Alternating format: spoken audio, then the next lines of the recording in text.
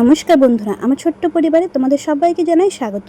আজ আমি বানিয়ে দেখাবো তোমাদের সাবুদানার পায়েস। আর এই সাবুদানার পায়েস তোমরা চাইলে যে কোনো পুজোর দিন বা যে কোনো উপোসের দিন তোমরা চাইলে বানিয়ে নিতে পারো, খেতে খুবই সুস্বাদু হয়। তো চলো তাহলে রেসিপিটা শুরু করা যাক। প্রথমে এখানে আমি হাফ বাটির মতো সাবুদানা নিয়ে নিয়েছি, ওটাকে 2 থেকে 3 বার পরিষ্কার জলে ধুয়ে নিব। তারপরে 10 মিনিটের মতো জলে ভিজিয়ে রাখবো। অন্যদিকে আমি একটা কড়াই বসিয়ে দিয়েছি, তার মধ্যে দিয়েছি 1 চামচ ঘি দিয়ে কাজু ও কিশমিশ হালকা একটু ভেজে নিব। কাজু কিশমিশ ভাজা হয়ে গেলে আমি তারপরে দিয়ে দেবো ভিজিয়ে রাখা সাবু। ভালো করে নেড়েচেড়ে সামান্য একটু জল অ্যাড করব। তারপর দিয়ে দেবো দুধ ও ছোট বাটির 1 বাটি চিনি দিয়ে নেড়েচেড়ে নেব। সাবুদানা সিদ্ধ হয়ে গেলে তারপর আমি দিয়ে দেবো কাস্টার্ড পাউডার।